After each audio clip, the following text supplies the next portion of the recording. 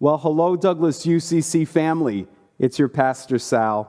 I so wish that we could be gathered together in person this year for our annual meeting, but please know how grateful I am that you're able to join us virtually today. We're so thankful for your presence. 1 year ago, our Friendship Hall was standing room only for our annual meeting, and since then, we've continued to grow as a spiritual family. We officially welcomed 20 new church members in the fall, and we continued our outreach in the community through highway cleanups and beach cleanups, through Douglas socials and community pride, through workshops, classes, book reads, and special events. And we also granted more than $30,000 to local charities. In January, I left for a 3-month sabbatical, but the work of the church continued, thanks to all of you who led our worship, who gave inspiring Sunday messages, and who shared their gifts and talents with each of us. In March, shortly before my return, our church leaders made the difficult but very wise decision to close the church building due to the coronavirus. We were one of the very first churches to make the decision to close. But even though our church building has been closed, our church has remained open to God and open to one another.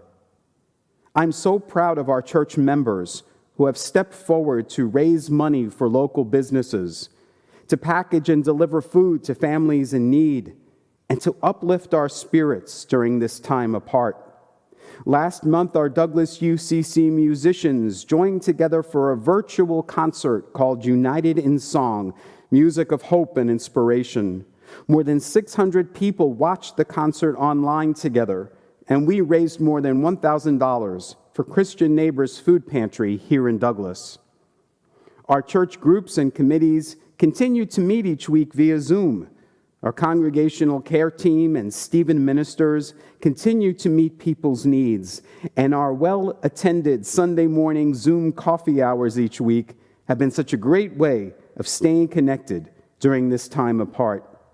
And this past month, we took to the streets safely, wearing masks and social distancing, for both a gay pride event and a Black Lives Matter march, both of which were organized by people from our church. Though our church building is closed, our church remains as active as ever. In fact, I'm excited to announce that we are officially welcoming 15 new members to our church today. Even during this time of pandemic, we continue to grow.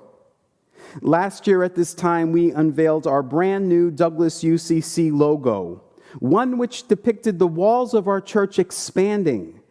This new logo represented our vision of expanding our progressive Christian message out into the world, far and wide beyond our church walls. At that time, I don't think any of us could have imagined that in just 1 year's time, we would be reaching people from all over the world. Since the pandemic, our online YouTube videos have received more than 35,000 views. We have people watching and commenting from places like Australia, the UK, and South Africa. New viewers have also been emailing us and sending us letters in the mail, letting us know how thankful they are to have found our services online. That is absolutely extraordinary for a small village church in Douglas, Michigan.